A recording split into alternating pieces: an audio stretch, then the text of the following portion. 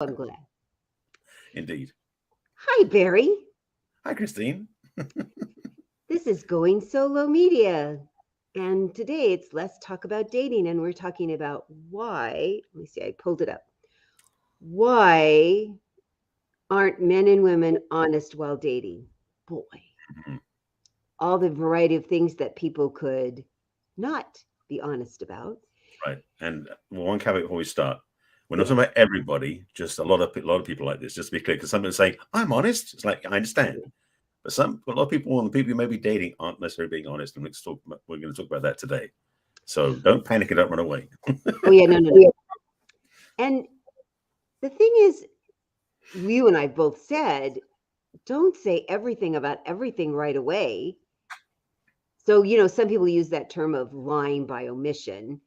Right. So we're not talking about that kind of lying. And it's not really lying. It's just you're not revealing everything right away. But if you say something that's untrue, Right. that's a lie. I mean, If you didn't you put learn that as a kid, right? I mean, this stuff is so, in some ways, so simple about how you were raised as a kid, where your honesty is best policy, that sort of thing. But this habit people get into, and again, the thing is not about the fact, are they honest on dates? It's like, why are they not honest on dates? So we want to talk about the why, not necessarily about they're not, because the fact is they're going to be people who are and are not honest on dates. So we're going to talk about why that happens and why people do it, and why maybe you might have done it in the past, Yes, I was perhaps. saying sometimes we're not always honest. And why is that? Yeah. Indeed, yes. So we'll get into that. So So I was really thinking about this.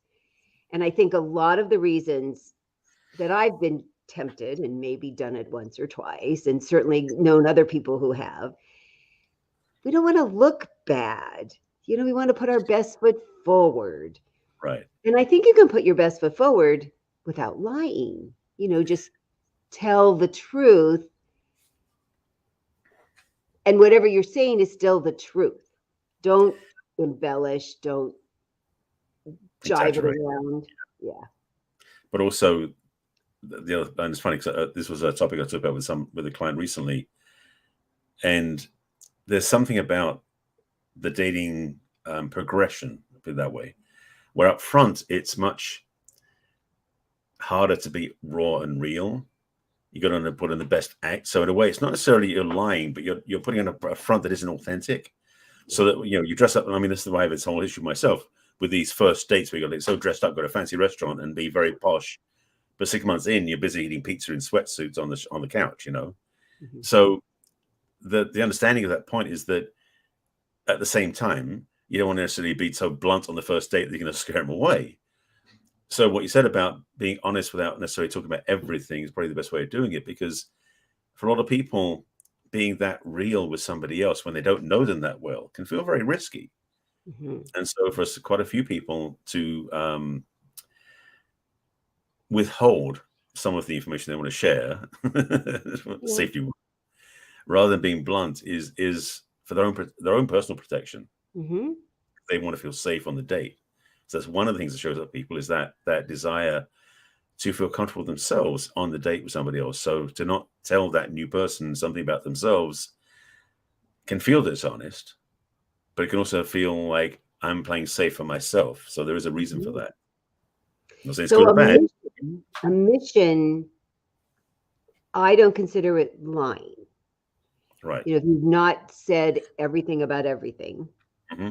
I mean, I think I'm grateful that my late husband waited till like our fifth date to tell me that he'd been married twice before. I don't think I wanted to hear that on the first date. Right. I was really glad that he told me, but that's too much information on the first meeting. You don't even know if you want to see the other person. And maybe that could, in my world, I probably would have still been okay about asking more questions. But I think it would be too much too soon, to have to see if I just like him as a person first. So the Right. other reason I think that people are tempted to lie is you're like, well, what do you think they want to hear? Do I really tell them I have opposing opinions? I have opposing political views. I do only want fancy restaurants, or I only want casual restaurants. Mm-hmm. And I think that that's a valid reason. for people to not always tell the whole truth in the beginning. And I think quickly you need to be honest about, gosh, this is really who I am. Mhm. I mean, if you're the kind of person that only likes, I love your word, going to posh restaurants all dressed up, then you need to say that, gosh, that's, really kind of who I am and what's really important to me. And I'd like those 3 out of the 4 times. And how good that the person knows that if that's not their thing, or they're like, I never thought about that. Yeah, that could be fun. I've just never dated anybody like that, but okay. Or if they say, gosh, I'm such a casual person, I own one black dress. That's it. I have Right. one dress. It's black. I use it for everything. So if you take me out, you're going to see me in the same dress. I mean, it could be with a little bit of a sense of humor, but I think we're afraid to look bad or to make the other person feel bad. I think that those are a big impetus why people don't always tell the truth. Well, that's probably the crux or the cornerstone of the whole thing, is that sense of on a date, you make a good impression. Yeah. And this thing about a good impression is so interesting, because it's like we want to make a good impression. So we are so self-conscious about what we do or don't say, how we do or don't act, how we do or don't swear, how we do or don't, chew with our mouth open or closed, all these different things we do to ourselves. When you don't know, first of all, what the other person is going to have as a tolerance level, for the sake of a better way of putting it, they might not even care about it. In fact, they might be feeling, if you swore or if you did something different, they'd be happier about it. You don't know. So that's one part of it. The second part is that, and this is one of the things I do a lot with my clients, is when you really honor and own who you are, you don't really care so much about what other people think of you, including your first date, which is a big ask for some people, because that first date has such a weight on it. So a lot of people, they're more concerned about the other person than they are about themselves. Yes. And if you're so worried, really concerned about what you're saying and what you're doing, and did they like that? Did they not like that? Oh God. How can you be paying it? It's exhausting. That's how I dated a long time ago, for a long time. How can you pay attention to who they are and what they're saying if you're so busy guessing what's going on in their head? Right. And trying to be this barometer, which everybody does it. Okay, we all do it. How do we keep it to a minimum? Yeah. And the thing that I have said often to female clients, for sure, is, what's the most important thing, overall umbrella, on this date, to find out? And 98% of the time they're like, if he likes me. I go, no, if you like him. And I tell them too. Do Right. you like that? Do you like who this person seems to be enough to want to see him again? And if you're so busy going, oh, did I say the right thing or say the wrong thing? Or do they like what I'm wearing? Or what if I ordered too much food? What if I ordered? I mean, really, it's exhausting. And I did it. It's exhausting. Right. And you can't pay attention if you like this person or not, if you're all worried about that. There's not enough room in your brain. I was going to say, that's the biggest challenge as well, is that there's so much in front of your ability to communicate authentically and clearly. We said at the beginning, there's so much agenda running and radar systems and all these detectors going in your head. It's like, oh, did they lean in or they lean out? Did I say the right thing? Did I say the wrong thing? Did I move the right thing? It's like all this, like, did it? It's like, stop it. Yeah. It And doesn't how work. would you know at the end if you like them, if you feel comfortable with them, if you've done all this jazzy stuff in your head? Yeah, it's like when I learned that I could swipe and close all the apps on my phone, I always had like 10 open. That's how that kind of a date would feel like. Oh my God, I have too many apps open on my phone. Kind of, sort of, yeah, because that's the thing, is that we're so preoccupied with everything that's running around in here, we don't even hear what the other person's saying. And for men especially, that's challenging, because we don't generally have as much bandwidth to handle 17 things at once, whereas women generally are wired to handle that more easily. So for us, it's even harder to be able to keep aware of our own stuff and listen to what she's saying as well.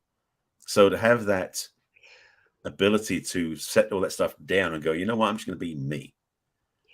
I may make mistakes. I may reach the right place. I'm not worried about that, because it's up to them to lean into that. And I'm going to navigate and see, as you said, which is the key, is if I really like this person, without all the stuff in the way of that, which is my pretense about what I should be instead of what I am. Yeah. So And one of the things that happens when we're nervous is we could misspeak. We could tell a story inaccurately, totally innocently. Yeah. There's Yeah. no malice of forethought. It just popped out. Not like either of us have ever done that before. Oh, no, no, no, no, never. Yes. I had a client once say, you know what it felt like? It felt like not only did I put my foot in my mouth, I needed to sit down so I could put my other one in my mouth. It was such a bad faux pas. I was like, oh, that's such a good way. It's such a good visual. So Yep. then you say, okay, for my integrity and my mental health, I need to go, oops. I misspoke. I was nervous. I thought you might not like me. I mean, fess up. Yeah. Because it's happened both ways for me. They'll go, well, yeah, I mean, can't, that was too much, or the real story is I can't live with, or gosh, I so admire that you called yourself out. There you Thank you go. for being honest. And especially if you didn't let it go on a really long, as soon as you figure it out, you're like, oh, I got to tell you something. Oh my God. But sit down because it's a doozy. Just poke a little at yourself. Yeah. I love when people have a sense of humor about themselves because we take ourselves so seriously, especially in Yeah. dating. Oh my God. It raises the bar in dating. I would strongly suggest that people put their dating first dates on a higher level than even on their interviews for jobs, because there's something that's even more close to the heart. Because the job is just the job to a degree. I mean, yes, sometimes you already want to work for it and make sure you interview well and you get the job. But there could be another job coming along. But if this is the one you want to be with, especially if it's their first date, and you look at it as like the person and go, "Oh my God, that person's awesome. They're just what I want." Makes you even more challenging to be honest, comfortable, peaceful, and able to function normally. So all the stuff comes up. So the thing is absolutely said about the I won't say the lying, but the omissions or things we may say by mistake because we're just so nervous. Mhm. I've done it too because I've been around gorgeous women sometimes on dates, and it's like that's pulling me so off track. I can't stay centered in my own truth. So when I start telling a story, I'm suddenly over here. I'm like, the story's over there. And so it's, yeah. And to be honest, in the past, I have actually left it there. I didn't go back and fix it because if it was a second date, it would be one thing. But yes, to have the honesty and vulnerability to say, I realized when I was telling you that story, I was so caught up in trying to make it sound better than it was that I made some mistakes. So I didn't want to go back and tell you what really happened, or do you want to let you know ahead? That's all you need to know. If they say that's fine, thanks for letting me know, or they might say, so let's tell them what really happened, and tell them. Yeah. So it's okay to go back and redo because again, this whole thing is like if you like them, if you don't like them, and if they like you or they don't like you, that's it's almost transactional in a sense, but it's not. It's more about value systems. And if they react in some ways as a benefit of making a mistake in your communication, you'll find out more about who they are and how they respond to you. So that can be very in a very interesting way. Because we've always said, especially at a first meeting, you're going to learn about you and you're going to learn about them. So here's another place that feels really uncomfortable, but exactly. You learn about it. Because see how you react and see how they react. And especially you go, I just got all caught up and you're so cute and you're even cuter than your picture. And wow, I really like your smile. And I just got all verklempt. I didn't know what to do. I mean, even if you didn't like the person, wouldn't that be kind of a fun, flattering thing for them to say out loud to you in the middle of a first meeting? So that's why I think it's really important to just call yourself out. Or let's say person said one thing and now they said another thing. And boy, it's hard to be brave and go, maybe I misunderstood. Mm-hmm. Yeah. Could you go back? And maybe I wasn't listening. I mean, take it on yourself instead of you lied. I can't believe you said this. And then you said, yeah, that doesn't help. No. Doesn't help at all. But it's our instinct to want to do that, to just jump. Yeah. So to take it back on yourself and go, so explain this part to me again, because I think I'm confused. Because you've now stood up for yourself. It's a nice feeling to stand up for yourself and say, really, I need to get to the bottom of this because this is an important trait or issue or conversation to me. I wouldn't do it if it wasn't important. And then Right. how do they react when you now say, because do they get all defensive, even if you've done it in this lovely way? Because that's happened to me. Mm-hmm. Or do they go, wow, I really said that? And then can you tell that they really didn't mean, I mean, you learn so much by just asking. I have found you Yeah. find out even more than your whole guessing thing that you're tempted to do. It in some ways can be such a great gift because it shortcuts so much of the fluff, so to Yes, speak. yes. The what's your sign kind of conversation. It's not helpful.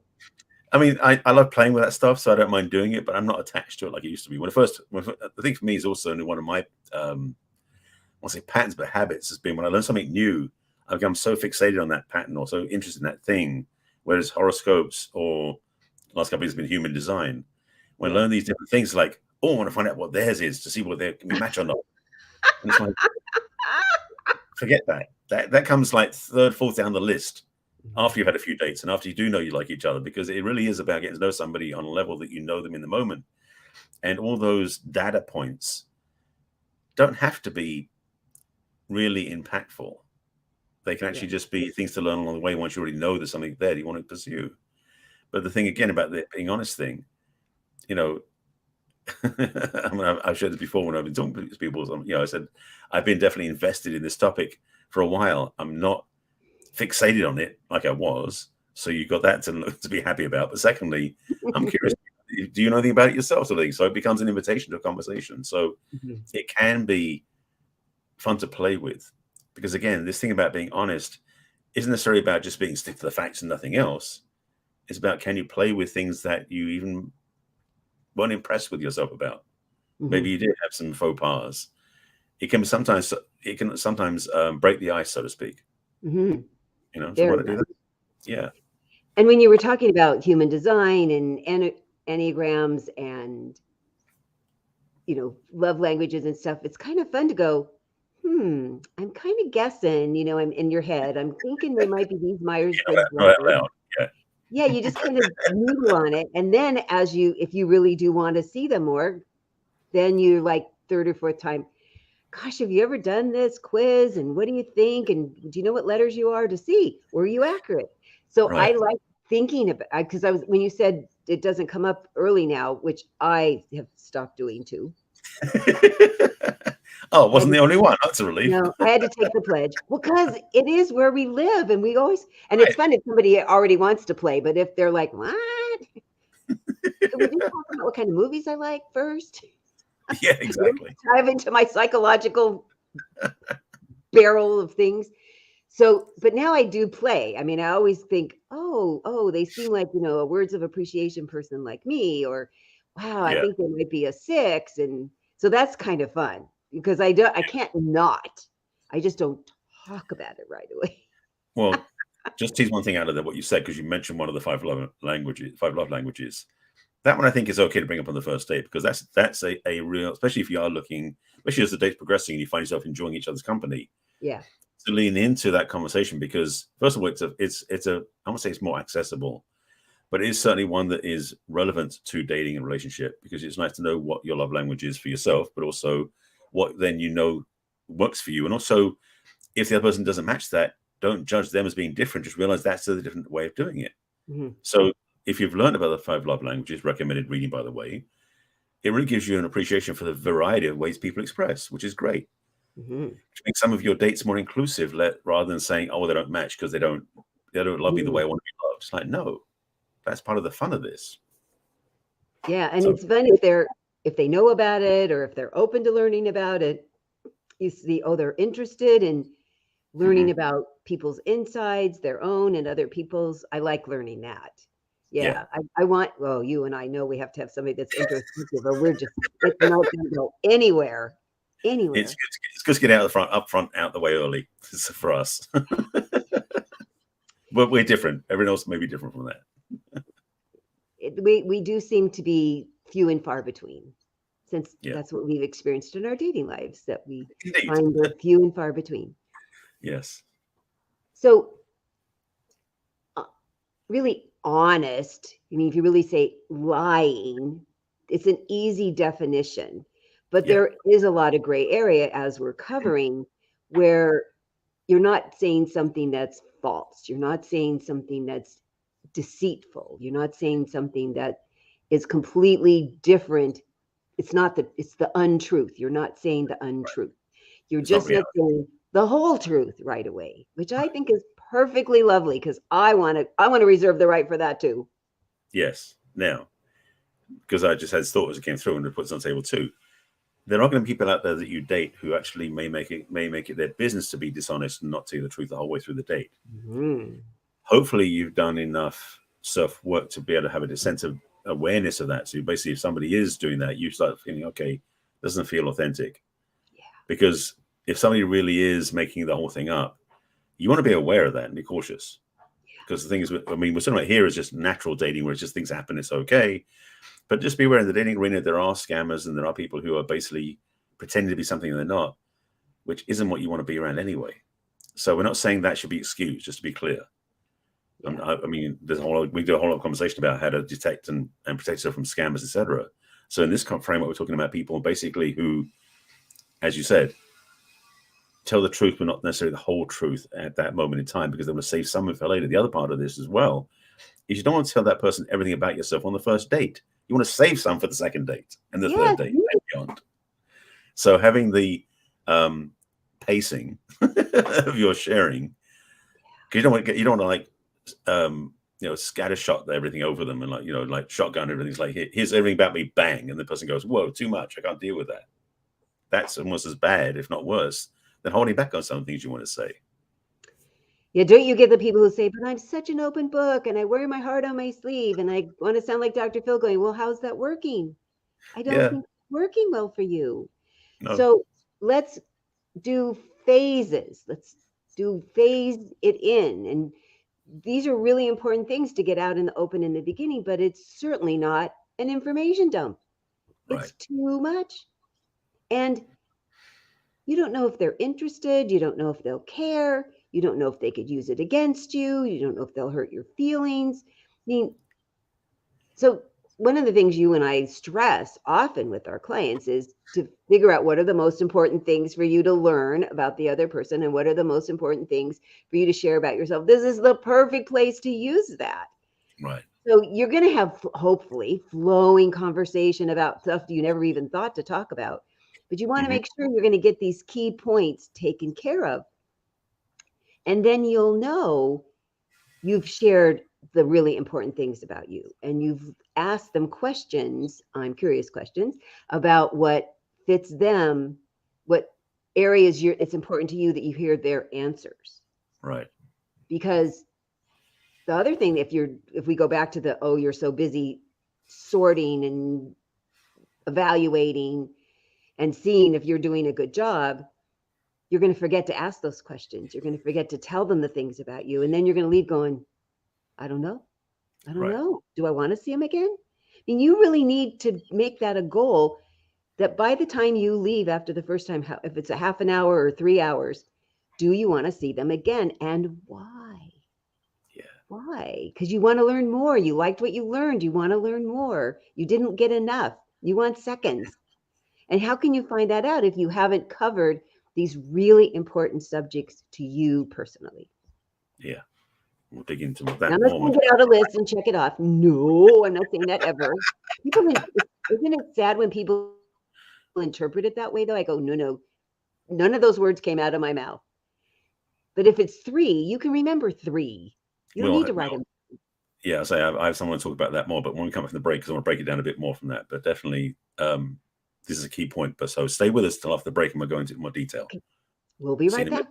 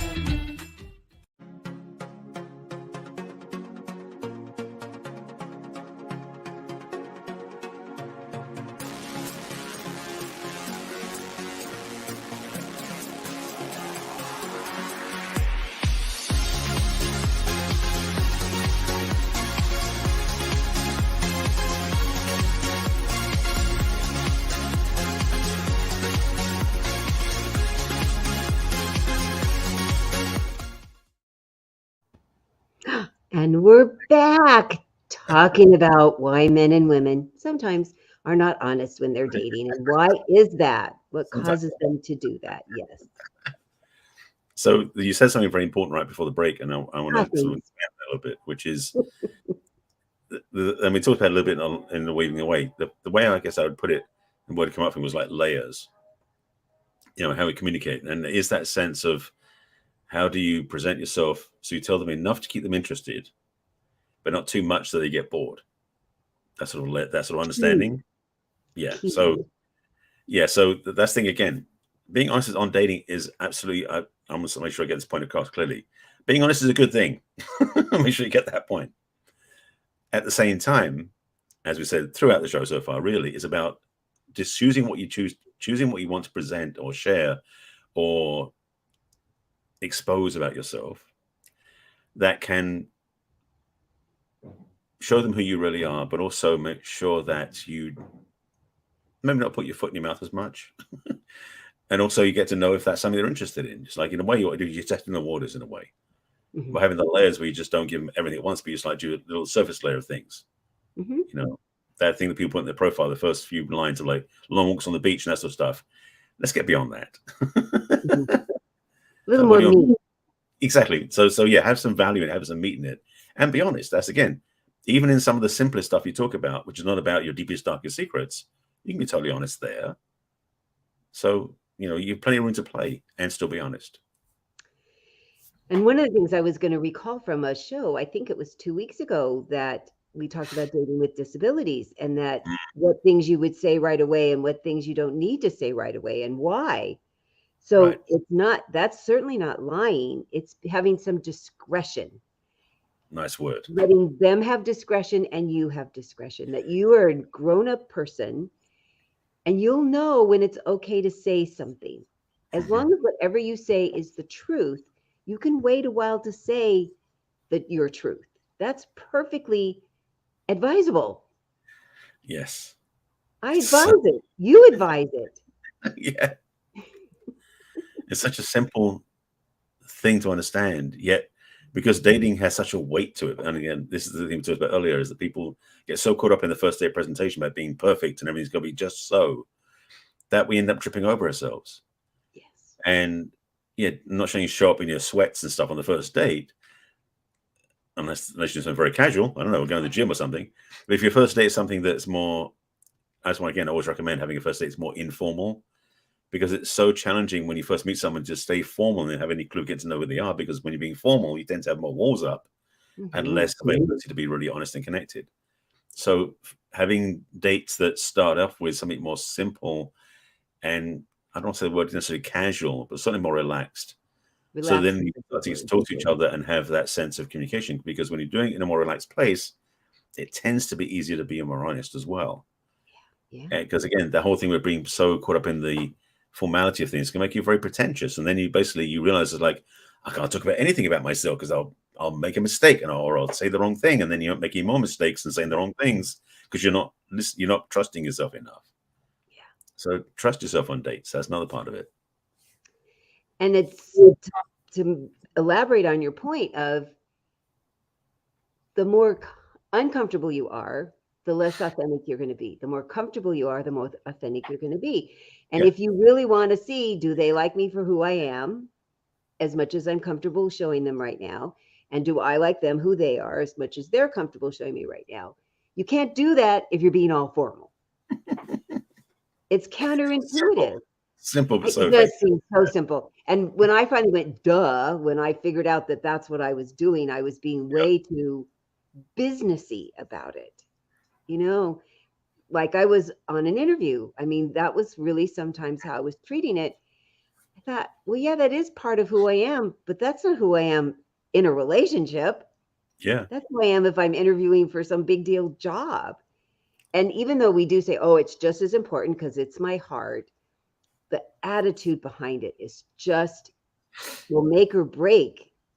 You'll be exhausted if you feel like you're on a job interview every first date. It's exhausting.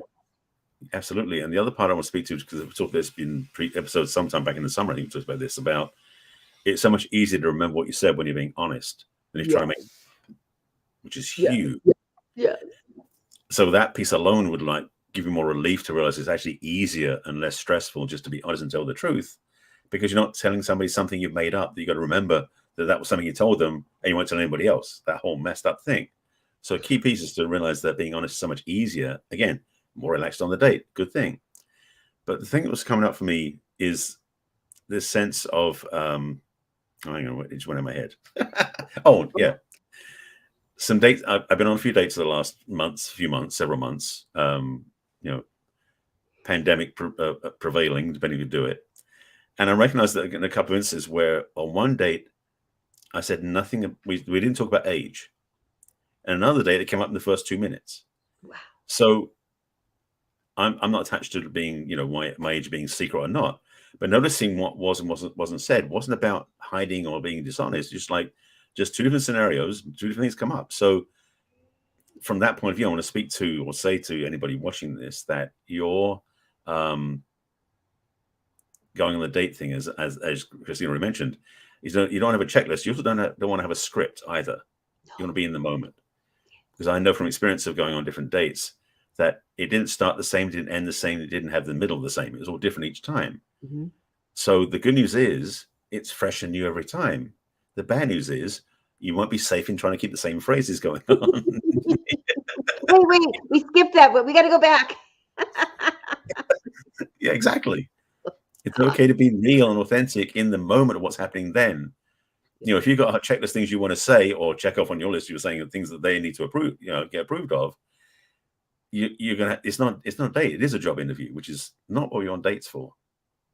No.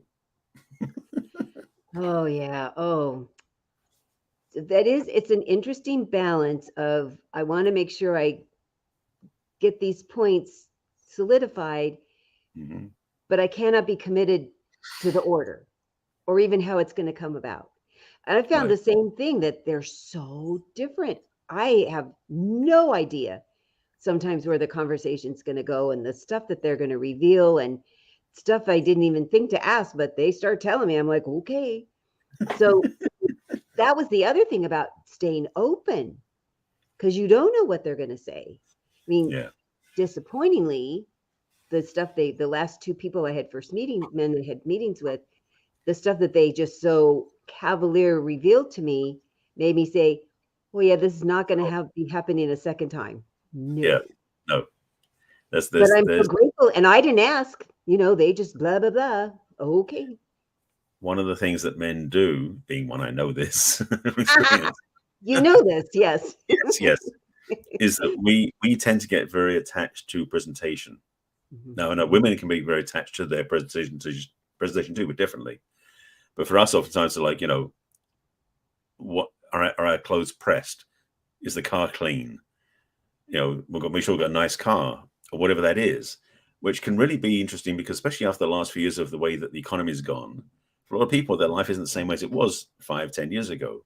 So to recognize that having attachment to certain things is going to work, but being attached to how you present yourself can be an important way too. Again, not sweats, but dressing up. But if you're going to meet somebody in green jeans, are they clean jeans or are they dungarees?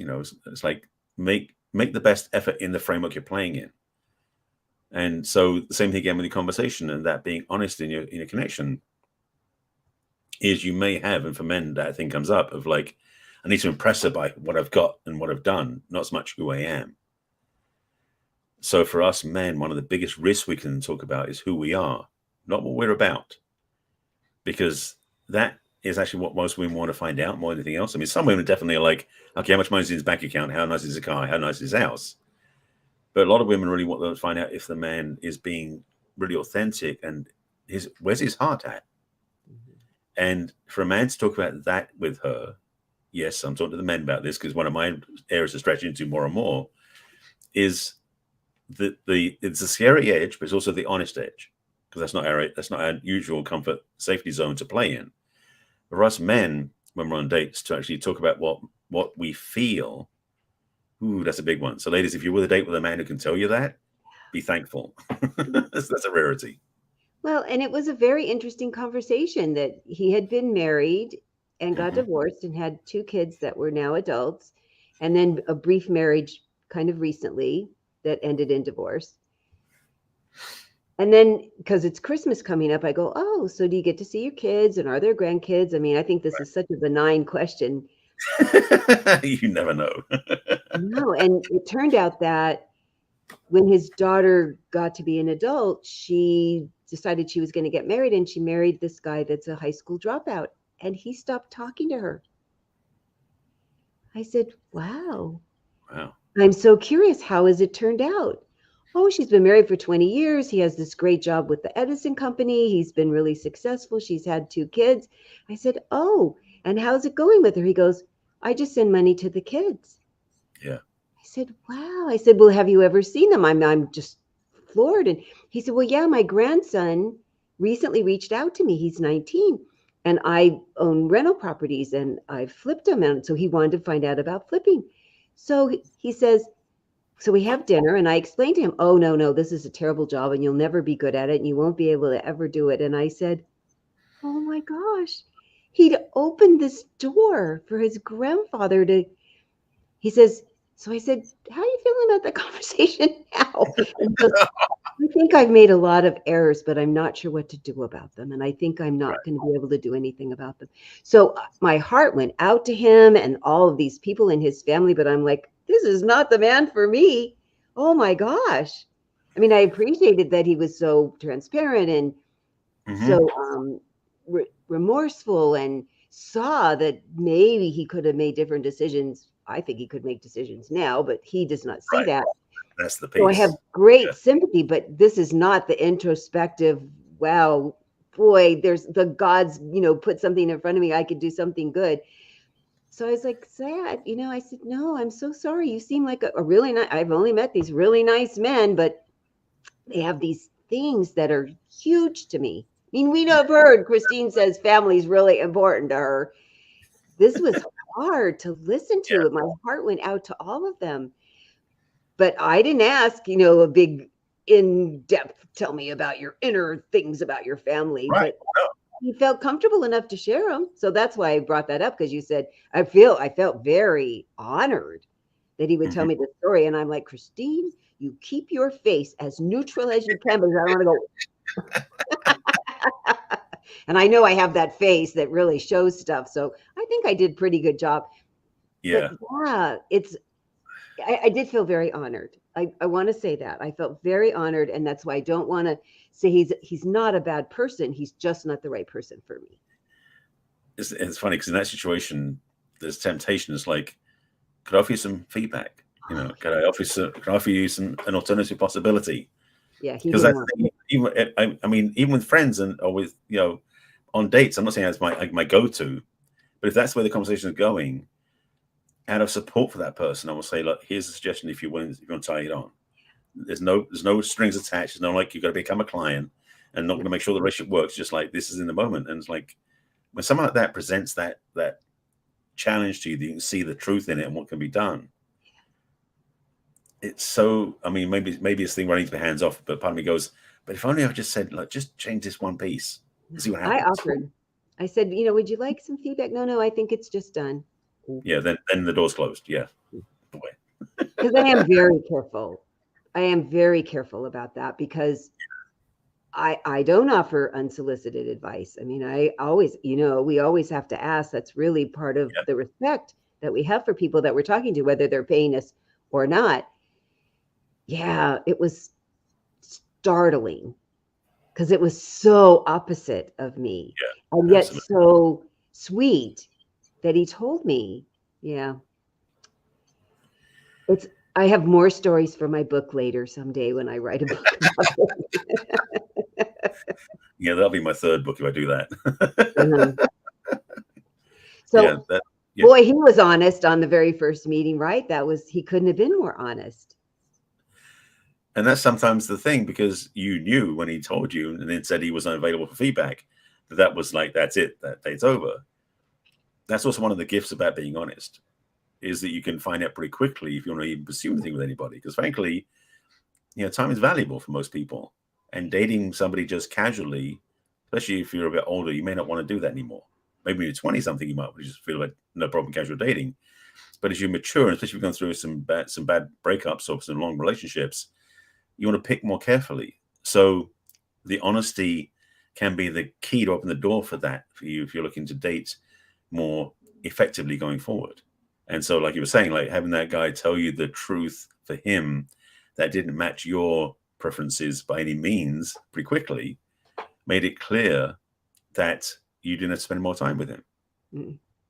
And that's the thing, is that, again, the same to men is about being honest with your feelings. I mean, as I said earlier, and I'm going to go back to that point, because as you said that story, and like men are going to go, whoa, I can't say anything. It's like, no, this is the point. Is if you're in the boat where that's your truth and she doesn't match that truth, it's okay to say, thanks for sharing and won't see you again type thing. Mm-hmm. Have a nice life. Because there could be somebody that feels the same way.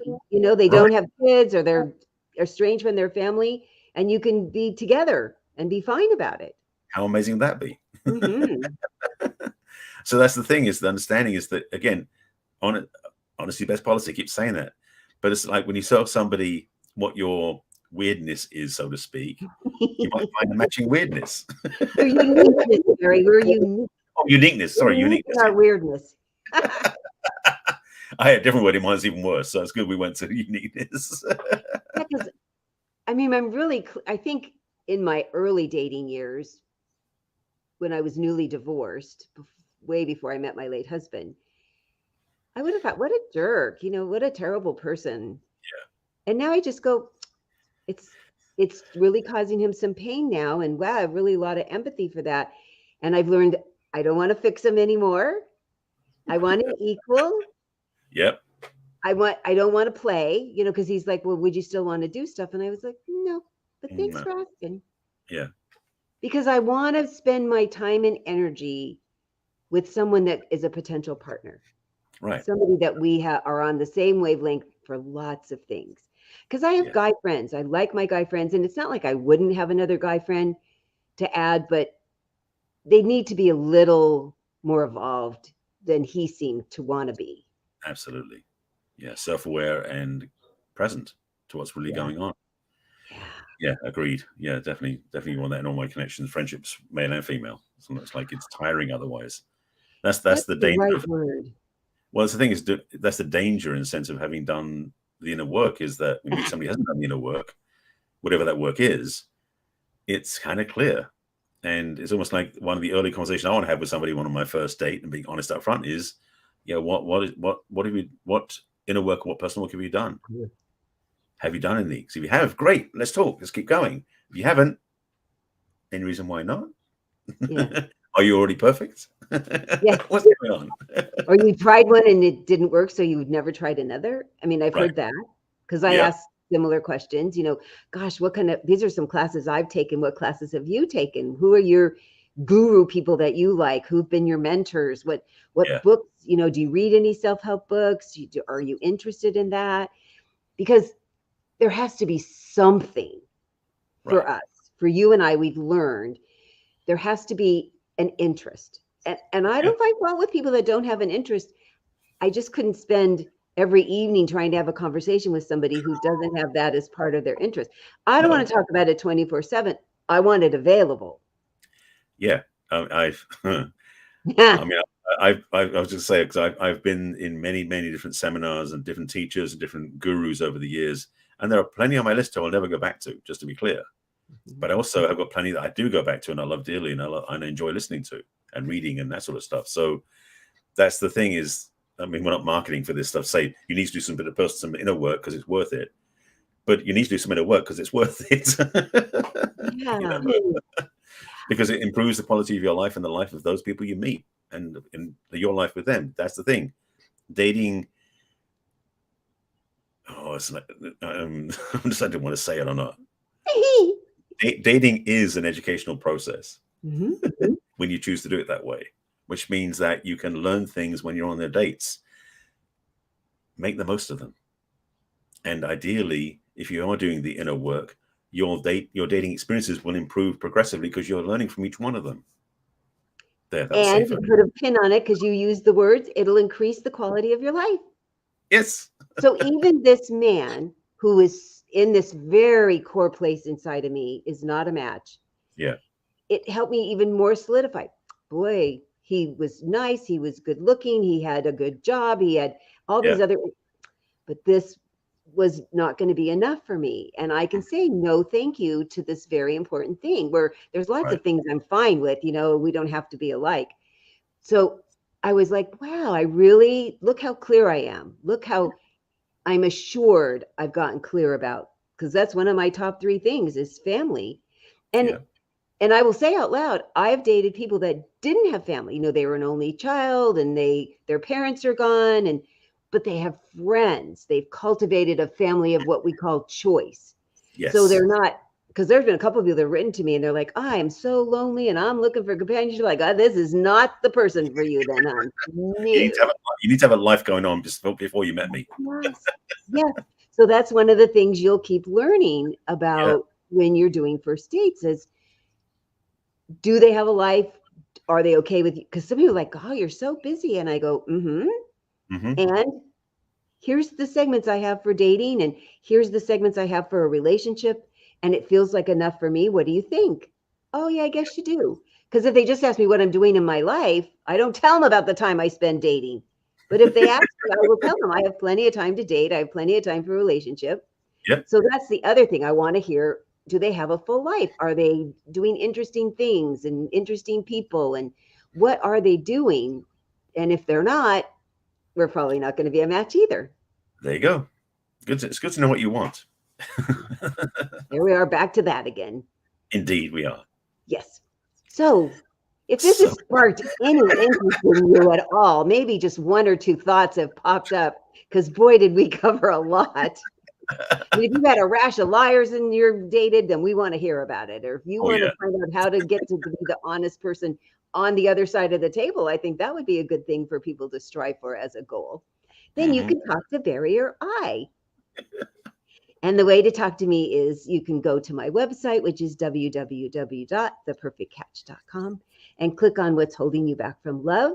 And you'll have a chance to have a complimentary conversation with me to get to the bottom of what your concerns are that's been happening, possibly around honesty or lying or any other topic that can come up in your dating or relationship life. You could also send me an email to Christine@theperfectcatch.com. You can also watch my videos with Barry and some on my own through all my social channels of Facebook and LinkedIn and Twitter and Pinterest and LinkedIn and YouTube. Oh, I got all 6 of them in. Actually, you did one of them twice. Instagram's the other one. Instagram. Oh, I thought I did it this time. I'm sure you got them all, you know. You're really good at keeping track for me. And Barry, please tell people how they would be. I do. I count my fingers, but I guess I counted 1 twice. So Barry, tell them how they could get a hold of you, please. So if you want to talk to me, now that'll crack you up. Yeah, I know. We'll have a good time as well.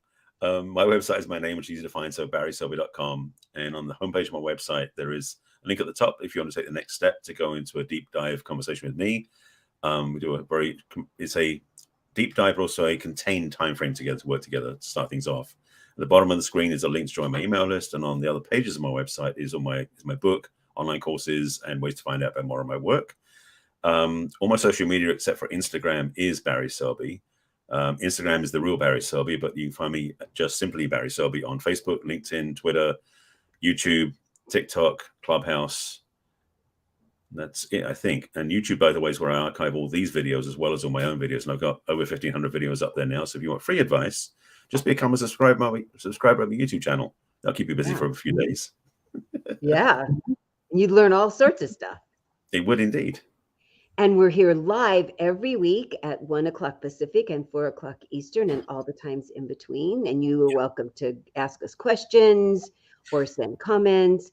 And please let us know if there's subjects you'd like us to cover, and share this with your other friends who are having challenges with their dating and relationships, because we'd be happy to give them our advice as well. And we will be back next week with an interesting subject, I'm sure. We will indeed. Also, just a quick piece on reminder on that one about sharing this out. This video usually goes out on Facebook and Facebook and YouTube for starters. So if you're watching it there, please share it with your friends in those platforms, because the more people get this, the more happy people will be. Yes, that's our job, is to help everybody get happier in their dating and relationships, right? Exactly. That's why we're here. It's a big goal, but we're up to it. Yes. With that, we'll see you next week. See you next week. Bye-bye.